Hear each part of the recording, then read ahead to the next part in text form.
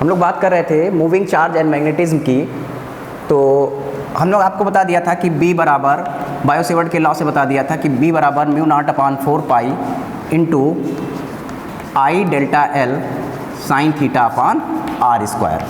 ठीक है, ये हमने आपको यहाँ पर बता दिया था। जहाँ म्यू नॉट क्या बताया था, जहाँ म्यू नॉट क्या है, परमेबिलिटी ऑफ फ्री स्पेस है। जहाँ mu naught permeability of free space है, और इसकी वैल्यू भी आपको कितनी बताई थी, इसकी वैल्यू बताई थी आपको म्यू नॉट अपॉन 4 पाई की 10 की पावर -7। ये आपको बताई थी कि 10 की पावर -7 इसकी जो है वैल्यू होती है, और ये परमेबिलिटी ऑफ फ्री स्पेस है, यानी निर्वात की चुंबकशीलता है। दो लॉ पूछे जाते हैं। एक आपका आ जाता है right hand palm rule. Right hand palm rule, ठीक है। राइट हैंड पाम रूल में क्या है, यानी दाएं हाथ की हथेली का नियम, दाएं हाथ की हथेली को इस प्रकार फैलाएं, दाएं हाथ की हथेली को इस प्रकार फैलाएं कि इस प्रकार स्प्रेड करें कि उंगलियां पैरेलल हो, या आपकी जो फिंगर्स हो, फिंगर्स आपकी पैरेलल हो, और जो आपका थंब हो, थंब परपेंडिकुलर हो। थंब कैसा हो, थंब परपेंडिकुलर हो, तो जो फिंगर्स हैं इस फिंगर्स के परपेंडिकुलर, यानी ऐसे इस फिंगर्स के परपेंडिकुलर इस तरह से यह आपके मैग्नेटिक फील्ड को शो करेगा, ठीक है, यानी चुंबकीय क्षेत्र को शो करेगा। और जो इस तरह से आप जो थंब की डायरेक्शन में देख रहे हैं, थंब की डायरेक्शन किसको शो करेगी, वो करंट को शो करेगी।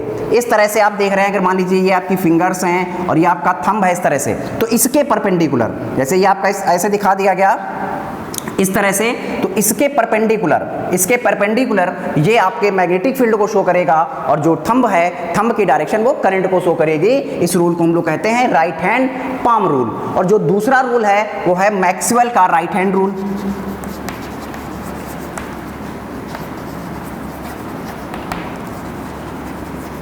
मैक्सवेल का right hand rule. Right hand rule में क्या है कि इस तरह से अगर हम लोग जो है स्क्रू ड्राइवर को पकड़ते हैं, पेचकस को पकड़ें, तो जो आप देख रहे हैं ये अंगूठा परपेंडिकुलर, ये थंब ऊपर की ओर है, तो ये किसको शो करेगा, ये करंट को शो करेगा। इस तरह से ये ऊपर, यानी ये करंट को शो करेगा। और जो फिंगर्स आप देख रहे हैं इस तरह से राउंड हैं, फिंगर्स आपकी कैसी हैं, ये राउंड हैं, तो ये किसको शो करेगा, ये शो करेगा मैग्नेटिक फील्ड को। ये मैग्नेटिक फील्ड को शो करेगा, और जबकि ये किसकी डायरेक्शन को, करंट की डायरेक्शन को शो करेगा। तो ये हो गया राइट हैंड रूल, और ये आपका हो गया मैक्सवेल का राइट हैंड रूल हो गया, और ये राइट हैंड पाम रूल हो गया। एक आ जाता है किसी, अगर कोई कॉइल है, किसी कुंडली के अक्ष पर चुंबकीय क्षेत्र की तीव्रता।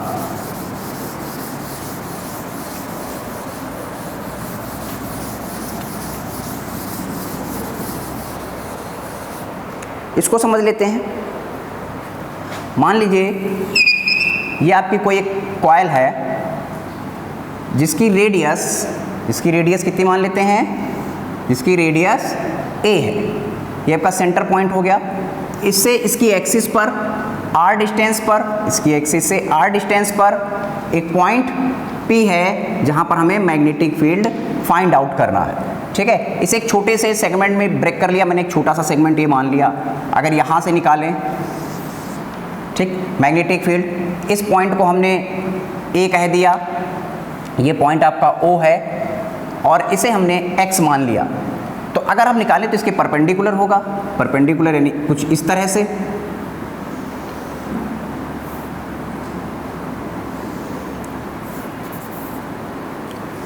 तो इसके दो डायरेक्शन हो जाएंगी, एक ऐसे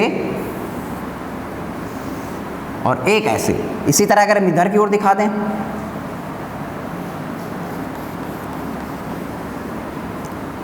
तो इसके भी दो हो जाएंगे। ये इसके परपेंडिकुलर दिखा दिया,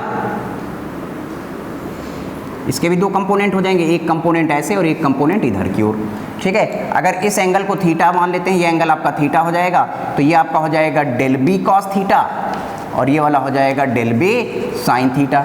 इसी तरह ये वाला कंपोनेंट, ठीक है, तो ये वाला हो जाएगा डेल बी कॉस थीटा, और ये वाला component del B sine theta हो जाएगा। ये कंपोनेंट एक दूसरे को कैंसिल आउट कर देंगे, अपोजिट एंड इक्वल होते हैं, एक दूसरे को कैंसिल आउट कर देंगे। अब ये वाले कंपोनेंट पे हमें डिवाइडेशन देखना है, इस पर देखना है। इस कॉइल में जो करंट फ्लो हो रही है, इसमें आई करंट फ्लो हो रही है। अब अकॉर्डिंग टू बायो-सेवर्ट्स लॉ,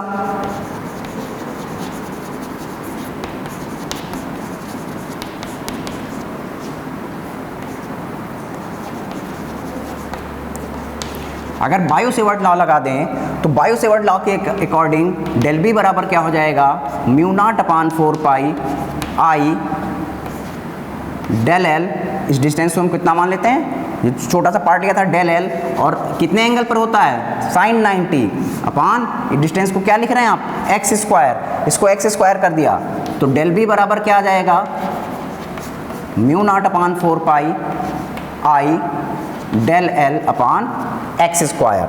अगर हम पूरे कॉइल के कारण निकालें, पूरे कॉइल के कारण अगर निकालें चुंबकीय क्षेत्र की तीव्रता, होल जो है कॉइल के कारण निकालें, तब हम कैसे लिख देंगे, B is equal to integration del B sine theta. ठीक है, ये आपका डेल बी साइन थीटा हो जाएगा। तो अब यहाँ से हम कैसे लिख देंगे, डेल बी की वैल्यू रख देंगे mu naught upon 4 pi I del L upon X square into sine theta. अब यहाँ से साइन थीटा की वैल्यू निकाल लेते हैं। ठीक है, यहाँ से साइन थीटा की वैल्यू निकाल लेते हैं। साइन थीटा बराबर आपका कितना है, साइन थीटा बराबर हो जाएगा ए अपॉन एक्स, ये एंगल थीटा होता है, साइन थीटा बराबर ए अपॉन एक्स आ जाएगा। तो ये कितना हो जाएगा, mu not upon 4 pi I del L upon X square into sine theta बराबर ए अपॉन एक्स, ये ए अपॉन एक्स आ गया। अब क्या करेंगे, पूरा ये आपका हो गया जाकर के mu not upon 4 pi I del L upon X cube into A बाहर, और ये जो इंटीग्रेशन होता है, ये सरफेस इंटीग्रेशन होता है, इसको हम लिखेंगे डेल एल। अब डेल एल बराबर यहाँ से डेल एल बराबर क्या आ जाएगा, डेल एल बराबर 2 पाई ए, डेल एल बराबर कितना आ जाएगा, 2 पाई ए, पूरे सर्कुलर कॉइल के कारण इसका क्या लेंगे, सरकमफ्रेंस लेंगे। तो यहाँ पर क्या लिख देंगे, mu not upon 4 pi I del L A upon X cube into 2 pi A, ये 2 पाई ए आ गया, ये पाई से पाई कैंसिल, ये 2 कैंसिल। ठीक है, तो यहाँ से अगर हम निकालें, ठीक है, तो B बराबर क्या आ जाएगा, B बराबर आ जाएगा mu not I del L, sorry del L नहीं होगा, ठीक है, I A square upon X cube, ये बच गया आपका, 2 बच गया है, म्यू नॉट बच गया, आई बच गया, ए बच गया, ए बच गया, यानी ए स्क्वायर कर दिया, ये 2 हो गया, ये एक्स क्यूब हो गया। ठीक है, तो B बराबर, अगर हम एक्स क्यूब की वैल्यू यहाँ से निकालें, एक्स स्क्वायर, तो एक्स स्क्वायर बराबर क्या हो जाएगा, एक एक्स स्क्वायर बराबर A square plus R square, A square plus R square. तो यहाँ से B बराबर कैसे लिखेंगे, mu not I A square upon 2 A square plus X square की पावर 3/2, ये हो गया।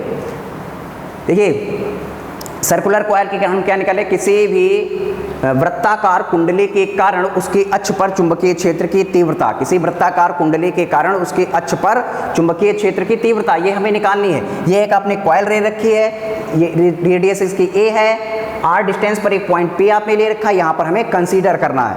ठीक है, तो आपने यहाँ पर बायो सेवर्ट लॉ लगाया और इस तरह से इसको प्रूफ कर दिया, साइन थीटा की वैल्यू निकालकर ये प्रूफ आ गया। अगर इसमें हम स्पेशल केस कुछ देख लेते हैं, आपका ये आया प्रूफ होकर के, क्या प्रूफ होकर आ गया है, B is equal to mu not I A square upon 2 A square plus X square की पावर 3/2।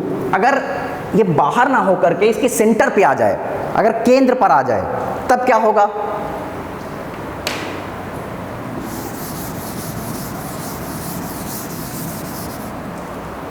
अगर हम क्या कर दें कि x बराबर 0, भाई ये चीज, ये जो सॉरी r बराबर, यहाँ पर भी r है, ठीक है, एक्स स्क्वायर बराबर A square plus R square था, तो ये हो जाएगा ए स्क्वायर प्लस आर स्क्वायर। अब हमने क्या किया, r को, ये जो डिस्टेंस देख रहे थे, इसे आपने 0 कर दिया, क्योंकि ये पॉइंट आप कहाँ पर ले आए, ये आप सेंटर पे ले आए। जब ये सेंटर पे ले आए तो क्या हो जाएगा, B is equal to mu not I A square upon 2 A square की पावर 3/2। तो ये क्या हो जाएगा, ये ऐसे कैंसिल हो जाएगा। तो B is equal to mu not I A square upon 2a cube, ये कैंसिल होकर के ए आ जाएगा, तो B बराबर mu not I upon 2a। अगर किसी भी सर्कुलर कॉइल के सेंटर पे पूछा जाए, केंद्र पर पूछा जाए कि केंद्र पर चुंबकीय क्षेत्र की तीव्रता कितनी होगी, तो B बराबर mu not I upon 2a आ जाएगी। क्लियर, सभी को समझ में आ गया? Thank you.